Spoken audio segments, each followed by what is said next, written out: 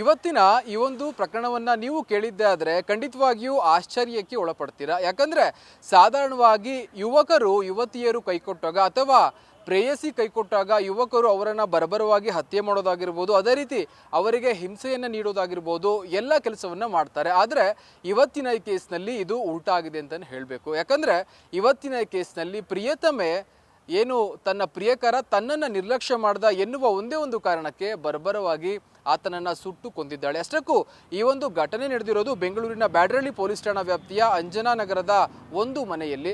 ಅಷ್ಟಕ್ಕೂ ಈ ಒಂದು ಘಟನೆ ಯಾವಾಗ ನಡೀತು, ಏಕೆ ಈ ಒಬ್ಬ ಯುವಕನನ್ನು ಅಷ್ಟು ಬರ್ಬರವಾಗಿ ಸುಟ್ಟು ಹತ್ಯೆಯನ್ನು ಮಾಡಿದ್ಲು, ಇವೆಲ್ಲದರ ಮಾಹಿತಿಯನ್ನು ನೀಡುವ ಕೆಲಸವನ್ನು ನಾನು ಮಾಡ್ತೇನೆ. ಇವತ್ತು ಮಧ್ಯಾಹ್ನ ಸುಮಾರು 1 ಗಂಟೆಯ ಸಮಯದಲ್ಲಿ ಈ ಒಂದು ಘಟನೆ ಆಗಿರೋದು. ಅಷ್ಟಕ್ಕೂ ಮುಂಜಾನೆ ಏನೋ ಯುವಕ ಹಾಗೂ ಯುವತಿಯರಿದ್ದಾರೆ, ಕಿರಣ್ ಹಾಗೂ ಪ್ರೇಮ ಇಬ್ಬರು ಕೂಡ ಮಾತನಾಡ್ಕೊಂಡಿರ್ತಾರೆ ಫೋನ್ನಲ್ಲಿ. ನಂತರದಲ್ಲಿ ಯುವತಿಯಾಗಿರ್ತಕ್ಕಂತಹ ಪ್ರೇಮ ಏನಿರ್ತಾರೆ, ಇವರು ಯುವಕನನ್ನ ಕರೆ ಮಾಡಿ ಮನೆಗೆ ಬಾ ಅಂತ ಹೇಳಿ ಬುಲಾವನ್ನ ಕೊಡ್ತಾರೆ. ನಂತರದಲ್ಲಿ ಯುವಕನು ಕೂಡ ನನ್ನ ಪ್ರಿಯತಮೆ ಅಷ್ಟೇ ಅಲ್ಲವೇ ಅಂತ ಹೇಳಿ ಏನು ಬೇರೆ ಯಾವುದೇ ರೀತಿಯ ಯೋಚನೆಯನ್ನೇ ಮಾಡದೆ ನೇರವಾಗಿ ಆಕೆಯ ಮನೆಗೆ ಹೋಗ್ತಾನೆ. ನಂತರದಲ್ಲಿ ಇಬ್ಬರು ಕೂಡ ಪ್ರೇಮಿಗಳ ನಡುವೆ ಯಾವ ಕೆಲಸ ಆಗಬೇಕು ಅಲ್ಲಿ ಆ ಎಲ್ಲ ಕೆಲಸಗಳು ಆಗುತ್ತೆ. ಇಬ್ಬರು ಕೂಡ ವಿವಸ್ತ್ರರಾಗಿರ್ತಾರಂತೆ. ಈ ವಿವಸ್ತ್ರವಾಗಿ ಎಲ್ಲ ಕೆಲಸಗಳು ಮುಗಿದ ನಂತರದಲ್ಲಿ, ಅಂದರೆ ಒಂದು ರೀತಿಯಲ್ಲಿ ಪ್ರೇಮದಾಟ ಮುಗಿದ ನಂತರದಲ್ಲಿ ಏನು ಈಕೆ ಇರ್ತಾಳೆ, ಈಕೆ ಆತನ ಕೈ ಮತ್ತು ಕಾಲು ಎಲ್ಲವನ್ನೂ ಕೂಡ ಹಗ್ಗವನ್ನು ಬಳಸಿ ಕಟ್ಟುತ್ತಾಳೆ. ಇವೆಲ್ಲ ಆದ ನಂತರದಲ್ಲಿ ಆತ ಮರುಪ್ರಶ್ನೆಯನ್ನು ಮಾಡ್ತಾನಂತೆ, ಯಾಕೆ ಈ ರೀತಿ ಮಾಡ್ತಾ ಇದೆಯಾ ಅಂತ.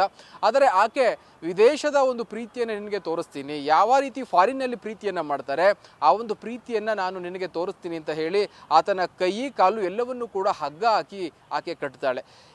ಇದೆಲ್ಲ ಆದ ನಂತರದಲ್ಲಿ ಆತ ಯಾವುದೇ ರೀತಿಯ ಒಂದು ಪ್ರಶ್ನೆನೇ ಮಾಡೋದಿಲ್ಲ. ಏಕಾಏಕಿ ಏನು ಆ ಒಬ್ಬ ಯುವತಿ ಇದ್ದಾಳೆ ಪ್ರೇಮ, ಆಕೆ ಸೀಮೆ ಎಣ್ಣೆ ಹಾಗೂ ಪೆಟ್ರೋಲ್ನ ತೆಗೆದುಕೊಂಡು ಬಂದು ಆತನ ಮೇಲೆ ಸುರಿದು ಇಮಿಡಿಯೇಟ್ ಆಗಿ ಏನು ಆತನಿಗೆ ಬೆಂಕಿಯನ್ನು ಹಚ್ಚುವ ಕೆಲಸವನ್ನು ಮಾಡ್ತಾಳೆ. ನಂತರದಲ್ಲಿ ನೀವು ಈ ಒಂದು ವಿಜುವಲ್ಸ್ ಅಲ್ಲಿ ನೋಡ್ತಾ ಹೋಗ್ಬೋದು, ಆ ಮನೆಯ 2nd ಫ್ಲೋರ್ನಲ್ಲಿ ಯಾವ ರೀತಿ ಕಪ್ಪು ಮಸಿ ಏನು ಗೋಡೆಗಳಿಗಾಗಿರ್ಬೋದು, ಅದೇ ರೀತಿ RCCಯಲ್ಲಿ ಇದೆ ಅಂತ. ಅಂದರೆ ಆತ ಬೆಂಕಿಯಲ್ಲಿ ಬೇಯುವ ಸಮಯದಲ್ಲಿ ನೇರವಾಗಿ ಆತ ಈಚೆ ಕಡೆ ಬರ್ತಾನೆ. ಆ ಸಂದರ್ಭದಲ್ಲಿ ಆತ ಸತ್ತು ಹೋಗುವ ಎಲ್ಲ ಸೂಚನೆ ಕಂಡರೂ ಕೂಡ ಆಕೆ ಯಾವುದೇ ರೀತಿಯ ಸಹಾಯವನ್ನು ಏನು ಆತನಿಗೆ ಮಾಡೋದಿಲ್ಲ. ಈತನ ಚೀರಾಟ, ಗುದ್ದಾಟ, ನರಳಾಟ ಎಲ್ಲವನ್ನೂ ಕಂಡು ಅಲ್ಲಿನ ಸ್ಥಳೀಯರೇನಿದ್ದಾರೆ ಅವರು ಅಲ್ಲಿಗೆ ಬಂದು ನೋಡ್ತಾರೆ. ಆದರೆ ಆ ಒಂದು ಸಮಯಕ್ಕಾಗಲೇ ಏನು ಆತ ಮೃತಪಟ್ಟಿರ್ತಾನೆ.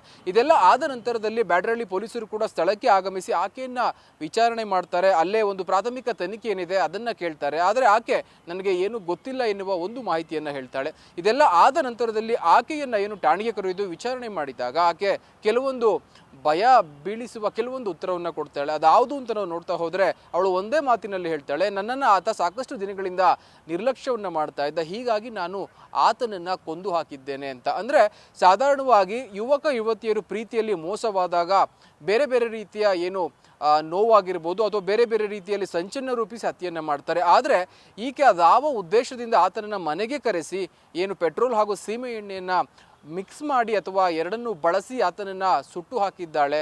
ಈ ಒಂದು ವಿಚಾರವನ್ನು ಕೇಳಿದ್ದೆ ಆದರೆ ಖಂಡಿತವಾಗಿಯೂ ಪ್ರೇಮಿಗಳು ಶಾಕ್ ಆಗ್ತಾರೆ ಅಂತಲೇ ಹೇಳ್ಬೋದು. ಅಷ್ಟೇ ಅಲ್ಲದೆ ಈ ಒಂದು ಘಟನೆಯನ್ನು ನೋಡಿದ ಬಳಿಕ ಪೊಲೀಸರು ಕೂಡ ಶಾಕ್ ಆಗಿದ್ದಾರೆ. ಸದ್ಯ ಏನು ಈತನ ಒಂದು ಹತ್ಯೆ ಇದೆ ಅಥವಾ ಏನು ಈಕೆ ಆತನನ್ನು ಕೊಲೆ ಮಾಡಿದ್ದಾಳೆ, ಆ ಒಂದು ಕೊಲೆಗೆ ಪ್ರಮುಖ ಕಾರಣ ಇದೇನಾ ಅಥವಾ ನಿರ್ಲಕ್ಷ್ಯ ಮಾಡಿದ್ದ ಒಂದೇ ಒಂದು ಕಾರಣ ಏನು ಆತನ ಸಾವಿಗೆ ಕಾರಣವಾಯಿತಾ ಅಥವಾ ಇದರ ಹಿಂದೆ ಬೇರೆ ಯಾವುದಾದ್ರೂ ಹಣದ ವ್ಯವಹಾರ ಇತ್ತಾ ಅಥವಾ ಬೇರೆ ಯಾವುದಾದ್ರೂ ವಿಚಾರದಿಂದ ಆತ ಈಕೆಯನ್ನು ಪೀಡಿಸ್ತಾ ಇದ್ನಾ ಎಂಬ ಎಲ್ಲ ಆಯಾಮದಲ್ಲೂ ಕೂಡ ಪೊಲೀಸರು ತನಿಖೆಯನ್ನು ಮಾಡ್ತಾ ಇದ್ದಾರೆ. ಒಟ್ಟಾರೆ ಏನು ಆರೋಪಿ ಪ್ರೇಮಳನ್ನು ಏನು ಪೊಲೀಸರು ಬಂಧಿಸಿದ್ದಾರೆ. ಸದ್ಯ ವಿಚಾರಣೆಯನ್ನು ಕೂಡ ನಡೆಸ್ತಾ ಇದ್ದಾರೆ.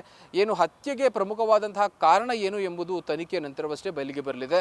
ಮತ್ತೊಂದು ವಿಚಾರ ಏನು ಅಂತ ನೋಡಿದ್ರೆ ಅವರಿಬ್ಬರು ಕೂಡ ಏನು ರಾಜಾಜಿನಗರದ ಭಾಷ್ಯಂ ಸರ್ಕಲ್ ಬಳಿ ಇರುವ ಒಂದು ಖಾಸಗಿ ನೆಟ್ವರ್ಕ್ ಕಂಪನಿ ಏನಿದೆ ಅಲ್ಲಿ ಇಬ್ಬರು ಕೂಡ ಕೆಲಸವನ್ನು ಮಾಡ್ತಾ ಇದ್ರು. ಅವರಿಬ್ಬರು ಕೂಡ ಸ್ನೇಹದಲ್ಲಿ ಮುಳುಗಿದ್ರು. ನಂತರದಲ್ಲಿ ಆ ಒಂದು ಸ್ನೇಹ ಪ್ರೀತಿಗೆ ಬದಲಾಗಿತ್ತು. ಆದರೆ ಈ ಪ್ರೀತಿ ಇವತ್ತು ಈ ಒಂದು ಫಜೀತಿಯನ್ನು ತಂದಿಟ್ಟು ಆತನ ಸಾವಿಗೆ ಕಾರಣವಾಗಿದೆ. ಒಟ್ಟಾರೆ ಪ್ರಿಯತಮೆಯ ಮನೆಗೆ ಹೋದ ಆತ ಹೆಣವಾಗಿ ಆಚೆ ಕಡೆ ಬಂದಿದ್ದಾನೆ. ನಿಜವಾಗಿ ಇದು ಅವರ ಕುಟುಂಬಸ್ಥರಿಗೂ ಕೂಡ ಅರಗಿಸಿಕೊಳ್ಳಲಾಗದ ವಿಚಾರ ಅಂತಾನೆ ಹೇಳಬೇಕು. ಯಾಕಂದ್ರೆ 29 ವರ್ಷದ ಕಿರಣ್ ಏನಿದ್ದಾನೆ ಈತ ಬಾಳಿ ಬದುಕಬೇಕಾದ ವ್ಯಕ್ತಿ ಅಥವಾ ಯುವಕ ಅಂತಾನೆ ಹೇಳ್ಬೋದು. ಆದರೆ ಇವತ್ತು ಸಾವಿನ ಮನೆಯನ್ನು ಸೇರಿದ್ದಾನೆ. ಖಂಡಿತವಾಗಿಯೂ ಈ ಒಂದು ದುರ್ಘಟನೆ ಆಗಬಾರದಿತ್ತು. ಮುಂದೆಯೂ ಕೂಡ ಯಾವ ಪ್ರೇಮಿಗಳಿಗೂ ಕೂಡ ಈ ಒಂದು ದುರ್ಘಟನೆ ಸಂಭವಿಸಬಾರದು ಅವರ ಜೀವನದಲ್ಲಿ. ಹೀಗಾಗಿ ನೀವು ನಿಮ್ಮ ಪ್ರಿಯತಮೆ ಅಥವಾ ಪ್ರಿಯಕರರ ಮನೆಗೆ ಹೋಗುವ ಮುಂಚೆ ಪೂರ್ವಾಪರವನ್ನ ಯೋಚನೆ ಮಾಡಿ ಹೋಗಿ. ಇಲ್ಲವಾದಲ್ಲಿ ಈ ರೀತಿಯ ಘಟನೆಗಳು ಆಗುವುದರಲ್ಲಿ ಅನುಮಾನವೇ ಇಲ್ಲ. ಇದು ಈ ಒಂದು ಬ್ಯಾಡರಹಳ್ಳಿಯ ಒಂದು ಯುವಕನ ಹತ್ಯೆಯ ಸ್ಟೋರಿ ಅಂತಾನೆ ಹೇಳ್ಬೋದು. ಕ್ಯಾಮ್ರಾ ಪರ್ಸನ್ ರೂಪೇಶ್ ಜೊತೆ ಗಿರೀಶ್, ಗ್ಯಾಂಟಿ ನ್ಯೂಸ್, ಬೆಂಗಳೂರು.